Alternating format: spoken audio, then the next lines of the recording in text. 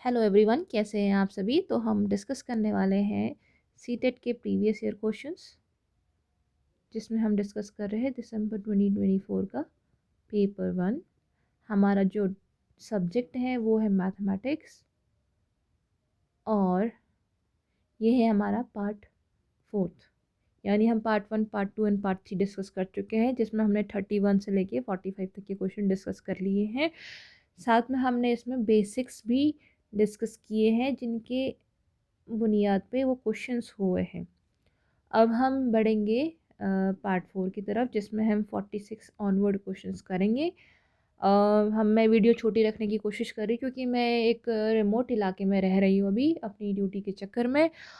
यहाँ से बहुत बड़ी वीडियोस अपलोड करना मुश्किल होता है, और अगर अपलोड होती है तो उसकी क्वालिटी बहुत डाउन हो जाती है। इसीलिए और साथ में मुझे बेसिक्स बताने होते हैं, तो वीडियो लंबी बन जाती है।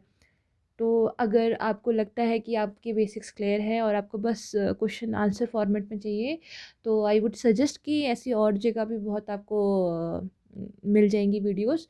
और अगर आप ये दोबारा देखें तो आपके बेसिक्स रिवाइज हो सकते हैं, तो ये फ़ायदा आपका होगा। चलिए आगे बढ़ते हैं और 46 क्वेश्चन की तरफ चलते हैं। ये बोल रहा है कि इनने हमको कुछ डिजिट्स दे रखी हैं, और इन्हीं के बेसिस में हमने ग्रेटेस्ट और स्मॉलेस्ट 6 डिजिट नंबर लाना, फिर उसका हमने सम करना है। ठीक है। जब भी हम बड़ा और छोटा नंबर बनाते हैं तो हम क्या करते हैं, बड़े नंबर बनाने के लिए जो सबसे बड़ा डिजिट है ना उसको सबसे पहले लिख दो, और फिर उसके उल्टे चलते जाओ। 9 के बाद यहाँ पर 8 है, ये रहा ना 8। फिर है 6, तो लिख दो यहाँ पर 6। फिर है 5, फिर है 2, और फिर है 0। बन गया 1 2 3 4 5 6, 6 डिजिट का greatest number using these digits. और जो स्मॉलेस्ट करना है तो सबसे छोटे को सबसे पहले लिखो, लेकिन यहाँ पर सबसे छोटा तो 0 है, 0 से मैं स्टार्ट करूँगी तो एक 5 डिजिट का नंबर बन जाएगा, जो मेरा काम ख़राब कर देगा। इसीलिए जो सेकंड स्मॉलेस्ट है उसको सबसे पहले लिख दो, यानी 2, फिर 0 लिख दो, और उसके बाद ये उल्टा चलते जाएगा 5 6 8 और 9, और इनका फिर हमने करना है सम। तो हमें आंसर ऐड करने में हमें क्या आंसर मिलेगा, 9 0 8 9 10, 5 1 6 6 6 12, 6 1 7, और 7 5 12, 1 8 1 9, और 9 10 11, यानी 119229, 119229। शायद हम कुछ गलती कर चुके हैं, दोबारा चेक कर लेते हैं। 909 8 9 10, 0 1 कैरी, 5 1 6, 6 6 12, 2 1 कैरी, 5 1 6, 6 6 12, 2 1 कैरी, 8 1 9, और 9 10 11। ठीक तो है, 119229, ये रहा ना सही आंसर। कंफ्यूज नहीं होना है। देखिए मैंने भी कंफ्यूजन में थोड़ा टाइम दिया, लेकिन कोई बात नहीं, गलत नहीं करिएगा बस। Next question, question number 47। इसमें हमें मिसिंग नंबर्स ढूंढने हैं इस पैटर्न में। देखिए जब भी कोई पैटर्न मिलता है, आप सबसे पहले उन नंबर्स के बीच का गैप फाइंड कीजिए। मोस्टली आपको उसी में आंसर मिल जाएगा, और नहीं मिला तो फिर हम और चीज़ें देखेंगे। ठीक है। अब यहाँ पर 12 और 14 के बीच में कितना गैप है, 12 और 14 के बीच में है ने +2 किया है, फिर 14 और 17 के बीच में +3 किया है। ठीक है। 17 और 13 में मैंने माइनस कर दिया 4, और देखो 2 3 4, ओके। 13 और 8 में मैंने -5 कर दिया है, तो 2 3 4 5। अब मुझे कुछ तो पैटर्न समझ आ गया है कि पहले 2 ये ऐड करें, नेक्स्ट नंबर माइनस करें, अब नेक्स्ट नंबर ऐड होने चाहिए इस हिसाब से। 8 और 14 में जी हाँ +6 हो गया है, और 14 और 21 में हाँ +7 हो गया। तो बस हमें अपना पैटर्न मिल गया। अब नेक्स्ट क्या होने चाहिए, नेक्स्ट 2 नंबर माइनस होने चाहिए, यानी 7 के बाद क्या आता है 8 और 9, ये दोनों माइनस होने चाहिए। अब 21 में से 8 को माइनस करूँगी तो कितना आएगा 13, और 13 में से 9 को माइनस करूँगी तो कितना बचेगा 4। तो ये हो गया हमारा सही आंसर। हो सकता है हमारा एडिशन सब्ट्रैक्शन के अलावा अभी क्या पता इनके बीच में स्क्वायर का डिफरेंस हो जाए, है ना, कि नंबर का स्क्वायर जुड़ रहा हो, क्या पता क्यूब जुड़ रहा हो, या माइनस हो रहा हो, या फिर इसी तरीके का कोई ना कोई इनके बीच में पैटर्न बनता है। आप अगर आपके पास टाइम है और आपको लग रहा है आप ढूंढ पाएंगे तो उसको ढूंढिए। कई बार बहुत जल्दी हमें सही आंसर इसमें मिल जाता है। Next question number 48। अब ये बोल रहा है हम वो स्मॉलेस्ट 4 डिजिट नंबर ढूंढें जो कि 6 से भी मतलब इसका 6 7 और 4 का मल्टीपल हो। अब मल्टीपल हो मतलब इनकी टेबल में आता हो, अब कितने जाएगा ये हमें नहीं पता, लेकिन इनकी टेबल में आता हो। अब हमें कौन से 4 नंबर, हमारे पास ऑलरेडी ऑप्शन है, तो हमें पूरी 4 नंबर की दुनिया में नहीं घूमना है, इन्हीं नंबर्स में बताना है, ठीक है। हम देखिए, आपको इसमें आनी चाहिए डिविजिबिलिटी रूल्स। अगर आपको डिविजिबिलिटी रूल्स अच्छी से आते हैं तो आप देखने से ही पहचान जाएंगे कि ये नंबर उससे डिवाइड होता है कि नहीं होता है। तब ये जो हमारे पास 4 नंबर है, ये नंबर अगर इन तीनों नंबर से कोई ऐसा नंबर होगा जो तीनों नंबर से डिवाइड होता हो तो होगा तो उसकी टेबल में आएगा, है ना। तो सिंपल हमने चेक करना है कि क्या वो 6 से डिवाइड हो रहा है, 7 से डिवाइड हो रहा है और 4 से डिवाइड हो रहा है कि नहीं हो रहा। इस मेथड को हम कहते हैं एलिमिनेशन मेथड। सबसे पहले आप यही ट्राई कीजिए, उसके बाद आप जाके इसकी जो रेगुलर मेथड होती है उसमें जाइए। आपने एग्ज़ाम में पास भी होना है और कम टाइम में उसको ज़्यादा स्कोर करना है ना, तभी आप पास होंगे। तो डिविजिबिलिटी रूल्स पढ़ाने में समय लगेगा। मैंने बोला मैं बेसिक्स पढ़ा रही हूँ तो उसमें इसलिए टाइम लग रहा है। अब पढ़ लेते हैं फटाफट। 2 की डिविजिबिलिटी क्या होती है? कोई भी नंबर 2 से तब डिवाइड होगा जब उसकी यूनिट डिजिट है वो डिवाइड होगी। फॉर एग्जांपल, जैसे मान लो 2 3 6 8 9 एक ये नंबर है और दूसरा 2 3 6 8 4 दूसरा ये नंबर है। अब इन दोनों नंबर्स में से हम कैसे चेक करेंगे कि कौन सा 2 से डिवाइड होता है कि नहीं होता? हम उसकी लास्ट की यूनिट डिजिट चेक करेंगे। अगर ये नंबर 2 से डिवाइड हो रहा होगा तो पूरा नंबर 2 से डिवाइड होगा। क्या 9 2 से डिवाइड होता है? नहीं। तो यानी ये पूरा नंबर भी 2 से डिवाइड नहीं होगा। लेकिन 4 तो 2 से डिवाइड होता है, इसलिए हाँ ये पूरा नंबर 2 से डिवाइड होगा। आई होप आपको ये समझ आया हो। 3 से चेक करने के लिए हम क्या करते हैं, हम उन नंबर्स को ऐड कर देते हैं। मान लो इसी को हमने चेक करना है, थोड़ा छोटा बना देते हैं। चलो आप बस मैथड सीखिए। 2 3 6 हमारे एक नंबर है, हमें चेक करना है कि ये 3 से डिवाइड होता है कि नहीं होता है। तो मैं क्या करूँगी, 2 + 3 + 6 कर दूँगी। कितना बन गया? 6 3 9 और 9 2 11। क्या 11 3 की टेबल में आता है? नहीं। तो ये पूरा नंबर भी 3 की टेबल में नहीं आएगा। आपको क्वेश्चन मिल सकता है कि इसमें ऐसा और क्या जोड़े कि ये 3 की टेबल में आ जाए। अब देखो ये 11 है, 11 की जगह ये 12 होता तो यानी ये नंबर टेबल में आता 3 के, क्योंकि ये भी 3 की टेबल में आ रहा है। तो मुझे ये सम को 12 बनाना है, इसमें से मैं किसी भी एक को बढ़ा दूँ। यानी क्या क्या पॉसिबल हो सकते हैं? 336 भी टेबल में जाएगा क्योंकि मैंने एक ये बढ़ा दिया। अब ये ना बढ़ा के ये बढ़ाती तो क्या बनता? 246 भी 3 की टेबल में जाएगा। और ये ना बढ़ा के ये बढ़ाऊँगी तो 237 भी 3 की टेबल में जाएगा। इस तरीके से आप और भी पेयर बना सकते हैं, ठीक है। 12 ना होके अब आप कम कर दो, 9 होता तब भी चेंज हो जाते। तो बहुत सारे आप मल्टीपल 3 के ऐसे ही ढूंढ सकते हैं। तो आई होप आपको ये समझ आया होगा 2 और 3 का। आगे बढ़ते हैं, फटाफट मैं बताते जाऊँगी आपको। और आप कहीं पे इसको नोट कर लीजिए, मेरे पास यहाँ पे लिमिटेड स्पेस है तो मुझे मिटाना पड़ेगा फटाफट, ठीक है। 4 से हम क्या करते हैं, हम लास्ट की 2 यूनिट डिजिट्स को चेक करते हैं। जैसे 234 का अगर मुझे चेक करना है तो मैं इसको चेक करूँगी, क्या लास्ट के 2 डिजिट्स जो है वो 4 से डिवाइड होते हैं? अगर हाँ तो पूरा नंबर 4 से डिवाइड होगा। क्या 34 4 की टेबल में जाता है? आप बताइएगा इसको। और अगर जाता होगा तो ये नंबर डिवाइड होगा, नहीं होता होगा तो नहीं जाएगा, ठीक है। 5 के लिए हमने क्या करना है, 5 के लिए यूनिट डिजिट में 2 ही नंबर होने चाहिए, या तो 0 हो या 5 हो। अगर हाँ ऐसा है तो पूरा नंबर 5 से डिवाइड होगा। फॉर एग्जाम्पल 2 3 6 8 एक नंबर है और दूसरा 2 3 6 5 एक नंबर है और तीसरा 2 3 6 0 एक नंबर है। तो देखिए, क्या यूनिट डिजिट में 0 या 5 है? नहीं। तो ये पूरा नंबर भी 5 से नहीं डिवाइड होगा। क्या है? हाँ 5 है, तो ये पूरा नंबर डिवाइड होगा। क्या इसमें 0 या 5 है? तो ये पूरा नंबर 5 के टेबल में जाएगा, ठीक है। नेक्स्ट 6 के लिए हमने क्या करना है, 6 को ऐसे याद रखें। 6 का क्या मतलब होता है? 2 इंटू 3। तो अगर ऐसे कोई नंबर है जो 2 से भी डिवाइड होता है और 3 से भी डिवाइड होता है तो वो 6 से भी डिवाइड होगा, ठीक है। हमें बस 2 और 3 से चेक करना है। 7 के लिए देखिए, थोड़ा 7 का याद करना पड़ेगा आपको। फॉर एग्जांपल 231 है एग्जांपल, ठीक है। हम क्या करेंगे, जो यूनिट डिजिट है उसको डबल कर दो, यानी 1 + 1 कितना हो गया? 2। और ये जो नंबर आएगा उसको बाकी बचे हुए से माइनस कर दो, यानी 23 - 2 कर दो, कितना बचा? 21। तो अगर ये नंबर 7 से डिवाइड होगा तो ये पूरा नंबर भी 7 से डिवाइड होगा, ठीक है। अभी आपको मेरे बताने में लग रहा है कि इतना करने तक तो हम 7 से डिवाइड कर लेंगे। तो जी हाँ, आप छोटा नंबर है, छोटे नंबर में आप ये बोल दो, लेकिन जब ये बड़ा नंबर होगा तो उस टाइम आपको ये डिविजिबिलिटी रूल्स बहुत फ़ायदा देंगे, ठीक है। नेक्स्ट 8 में क्या होता है, जैसे हम 4 में लास्ट के 2 डिजिट चेक करते हैं ना, हम 8 में लास्ट के 3 डिजिट चेक करते हैं। हाँ, अब इसमें आप इसको डिवाइड करके करें तो ज़्यादा जल्दी होगा, बट यही है जो मेथड है। 9 का जो डिविजिबिलिटी है वो बिल्कुल 3 की तरह है। जैसे 3 में हम सम करते हैं ना, उसी तरीके से हम 9 में भी सम करते हैं। फॉर एग्जांपल ये 9 में अगर मैं चेक करूँ 2 3 6 1 9 का, इन सबको मैं ऐड कर दूँगी, 2 + 3 + 6 + 1 + 9। अगर जो सम आएगा वो नंबर अगर 9 से डिवाइड होगा तो ये पूरा नंबर भी 9 से डिवाइड होगा। इसका सम कितना आ रहा है? 9 + 1 10, 16 17 18 19 20 21। क्या 21 9 की टेबल में जाता है? बताइए आप। नहीं जाता ना, तो यानी ये पूरा नंबर भी 9 की टेबल में नहीं जाएगा। अब मैं अगर मुझे चेक करना होगा कि क्या नंबर हो सकता है जो 9 की टेबल में जाए, तो यहाँ पर सम आना चाहिए, सम टाइप लाइक 27 आता तो हो जाता। यानी मुझे 6 और बढ़ाने हैं। अगर मैं इसको 6 बढ़ा दूँ ना, जैसे जैसे 2 3 6 7 9, ये जाएगा 9 की टेबल में। समझ गए? क्योंकि इसका मैं सम करूँगी तो वो आएगा 27। मैंने क्या किया, इसमें +6 कर दिया।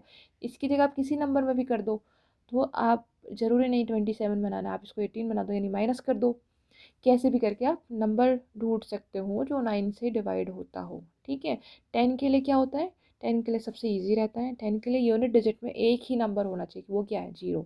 अगर यूनिट डिजिट में 0 है तो पूरा नंबर 10 से डिवाइड होगा, नहीं है तो नहीं होगा। जैसे 2 3 6 8 0, क्या यूनिट डिजिट में 0 है? हाँ, तो ये पूरा नंबर 10 से डिवाइड होगा। और अगर ये सिंपल होता 2 3 6 8 5, तो ये नहीं होता। ठीक है। 11 की सबसे मज़ेदार है। 11 में क्या होता है, हम उसके ऑड और इवन प्लेसेस को अलग अलग ऐड कर देते हैं। जैसे इसी नंबर को ले लो 2 3 6 8 5, तो ये इनको अलग ऐड करते जाओ और इनको अलग ऐड करते जाओ। अगर आगे और होते तो ऐसे सीक्वेंस बढ़ जाता है, यानी 2 + 6 + 5 एक तरफ कर दो और 3 + 8 एक तरफ कर दो। कितना बन गया? ये 6 7 8 9 10 11 12 13, 13 बन गया ना। 6 और 5 11 12 13, और 8 9 10 11 11, इन दोनों को करो माइनस, यानी डिफरेंस लेना, जो भी बड़ा आएगा उसमें से छोटे को माइनस कर दो। कितना आया? 2। अब ये नंबर या तो 11 आए या फिर 11 का कोई मल्टीपल आए, तो ये पूरा नंबर 11 से डिवाइड होगा। और अगर ऐसा नहीं हो रहा, उसके अलावा कुछ भी आ रहा है, 0 भी आ सकता है, ठीक है, 0 11 या कोई भी उसका मल्टीपल आए, तो ये पूरा नंबर 11 से डिवाइड होगा। अगर नहीं ऐसा है, अभी तो 2 आ गया, तो मतलब ये पूरा नंबर भी 11 से डिवाइड नहीं होगा। ठीक है। ये है कुछ डिविजिबिलिटी रूल्स। अब हम इसको अप्लाई करते हैं। अगर ये आपको पता होता है, ये आपको याद होता है, तो डायरेक्ट कैसे इनको लगा के ये क्वेश्चन सॉल्व कर सकते हो। अब देखो, मैंने आपको क्या बोला कि वो नंबर 4 से डिवाइड होना चाहिए, 7 से डिवाइड होना चाहिए, 6 से डिवाइड होना चाहिए, तभी तो इनके मल्टीपल होंगे ना। अब देखो 4 के लिए मेरे को क्या था कि लास्ट के 2 डिजिट्स जो है वो 4 से डिवाइड होने चाहिए। अब इसमें देखो लास्ट के 2 डिजिट क्या है? 0 2, 2 तो नहीं होता 4 से डिवाइड, तो यानी ये तो पहले ही लाइन से हट गया, क्योंकि 4 से नहीं डिवाइड हो रहा। उसी तरीके से ये देखो 0 6, क्या ये 4 से डिवाइड होगा? नहीं, 6 थोड़ी डिवाइड होता है, तो ये भी लाइन से हट गया। बचे अब ये दोनों। अब इसमें मुझे चेक करना है 6 और 7 से। 6 से डिवाइड होने के लिए वो 3 से भी डिवाइड होना चाहिए। इसका सम कितना आएगा? खाली 1 आएगा, तो 1 क्या 3 से डिवाइड होता है? नहीं, तो ये भी लाइन से हट गया। मुझे ऑटोमेटिकली मेरा आंसर मिल गया 1008। अब ये देखो 8 + 1 9, 3 से डिवाइड हो रहा है, 2 से डिवाइड हो रहा है, 7 से भी हो जाएगा। अगर आप 8 8 16 और 16 इससे माइनस कर दो, कितना बचेगा इसका आंसर? 84। 84 तो जाता है 7 की टेबल में, तो ये पूरा भी जाएगा। यानी ये हमारा सही आंसर है। ठीक है। तो अगर आपको पता होते डिविजिबिलिटी रूल्स, आप डायरेक्ट इसको लगा के आंसर ढूंढ सकते थे। हम करते हैं 49 क्वेश्चन। ये क्या बोल रहा है कि विच of the following has definite length, यानी किसको आप बता सकते हो कि ये 7 मीटर है या 8 मीटर है या 9 मीटर, ऐसा किस में आप निकाल सकते हो। अब रे क्या होती है? रे में ना एक एक तरफ से ऐसे एरो होता है। इस एरो का क्या मतलब है कि यहाँ से बढ़ता जा रहा बढ़ता जा रहा। जो चीज़ बढ़ती जा रही है वो उसकी फिक्स्ड डिस्टेंस कैसे हो सकती है?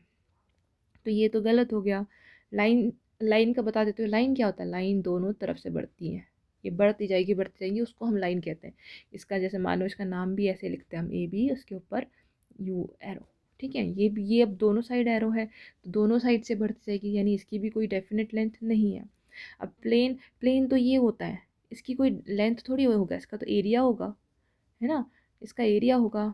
एरिया में बताऊंगी। अगर मैं पूछूंगी तुम्हारा घर कैसे बना है, तुम क्या बोलोगे? 15 मीटर में बना है? नहीं, आप बोलोगे 15 बाई 15 मीटर के एरिया में बना है। तो उसी तरीके से प्लेन की भी डेफिनेट लेंथ तो नहीं होगा, एरिया होगा डेफिनेट। ठीक है। क्या बच गया आंसर? Line segment. हाँ, लाइन सेगमेंट ये होता है दोनों तरफ से ख़त्म। ठीक है, ख़त्म। तो ए बी, यानी यहाँ पर भी फुल स्टॉप, यहाँ पर भी फुल स्टॉप, ये कितना होगा? ये होगा मान लो 4 सेंटीमीटर टाइप का। ठीक है। हो सकता है गलत हो, बट मैं आपको, मेरा मकसद था आपको समझाना। नेक्स्ट क्वेश्चन है 50 नंबर। ये क्या बोलता है, विच of the following is most appropriate for including open ended question in mathematics class. अब ओपन एंडेड क्वेश्चन का क्या मतलब होता है, ऐसे क्वेश्चंस जिनका कोई फिक्स्ड आंसर नहीं है, उनमें बहुत सारे आंसर सही हो सकते हैं। तो ऐसे ही कोई मैं क्वेश्चन क्लास में पूछूं तो मतलब उसका फ़ायदा क्या है, ठीक है, उसको क्यों करना चाहिए। अब उसके कुछ रीजंस दिए हैं आपको। देखो हमेशा इसमें क्या यूज करना, लॉजिक तो यूज करना ही है ना। कुछ चीज़ बहुत इलॉजिकल हो जाती है, तो जो चीज़ इलॉजिकल हो जाएगी वो तो फिर आंसर में रहेगा ही नहीं, भले आपको मैटर आता हो ना पता हो। अब देखो ये बोल रहा है कि सबसे अप्रोप्रिएट बोल रहा है, ठीक है।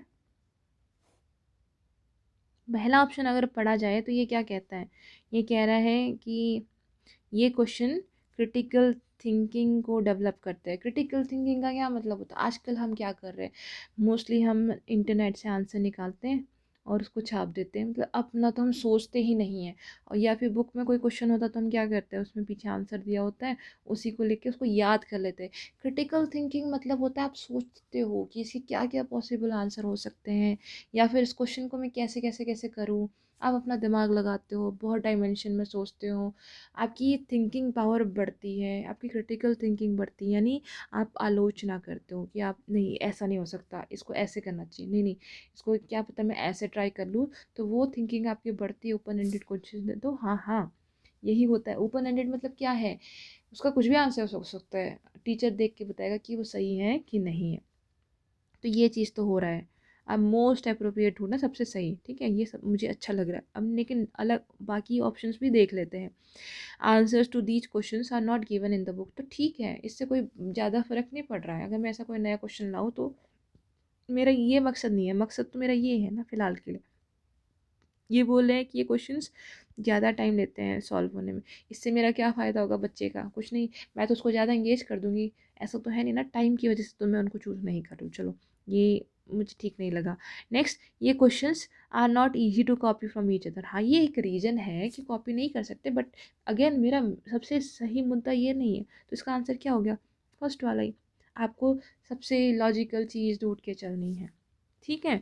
नेक्स्ट चलिए 51 क्वेश्चन भी हम कर लेते हैं, फिर बाकी क्वेश्चंस दूसरे वीडियो में करेंगे, क्योंकि देखिए हमारा टाइम ज़्यादा हो जाएगा फिर।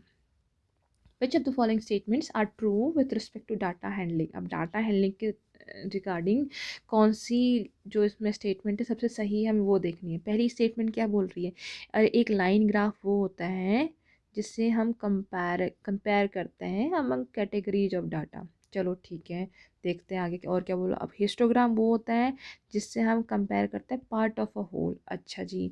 और ग्राफिकल रिप्रेजेंटेशन क्या होता है, डाटा ये ईजियर टू अंडरस्टैंड है जब कोई ट्रेंड हो या कंपैरिजन को शो किया गया। अच्छा, और बार ग्राफ डिस्प्ले करता है data that changes continuously over period of time. अब देखो आपको एक ही क्वेश्चन से चार चीज़ें समझने को मिल जाएगी यहाँ पे। पहला अगर इसमें ऑप्शन डिस्कस करें तो ये बोल रहा है कि लाइन ग्राफ का। अब मैं पहले बता देती हूँ लाइन ग्राफ क्या होता है। लाइन ग्राफ मतलब आप इस तरीके से बनाते हो, ये यहाँ पर ये गया ये गया ये गया ये गया, मतलब यहाँ पे कुछ पॉइंट है, यहाँ कुछ पॉइंट है, यहाँ कुछ पॉइंट है, यहाँ कुछ पॉइंट है। आप देख रहे हो ये कनेक्टेड सा है। तो इसमें क्या होता है, ये किसी चीज़ के कॉन्टीन्यूस मतलब विद टाइम उसमें कितना चेंज आ रहा है उसको हम दिखाते हैं, ठीक है। अब इस हो सकता है ये पर्टिकुलर जनवरी की बात कर रहा हो, ये मार्च की बात कर रहा हो, इसमें ज़रूरी नहीं है कि डाटा कॉन्टीन्यूस हो, ठीक है। तो इसीलिए हम क्या कर देते हैं, एक डॉट्स के साथ दिखा देते हैं कि हमारे पास जनवरी के बाद मार्च का है, फिर ये है। तो ये इस तरीके से चलता रहता है। तो इसमें कोई ऐसा नहीं होता है कि अभी मैं एप्पल की बात कर रही हूँ इसमें, यहाँ पर अभी मैं मैंगो की बात करूँगी इसमें, मैं ऑरेंजेस की बात कर रही हूँ, नहीं। तो ये हमें अलग अलग कैटेगरी ऑफ डाटा नहीं दिखाता।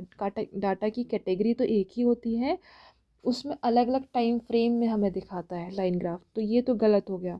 अब ये दिखाता कौन है अलग अलग data, bar graph. Bar graph ऐसे होता है ना। तो अब ये मुझे दिखाएगा कि एप्पल कितने बिके थे, मैंगो कितने बिके हैं, ऑरेंजेस कितने बिके हैं, इतना परसेंटेज बोल देगा, बाकी बनाना बिके हैं।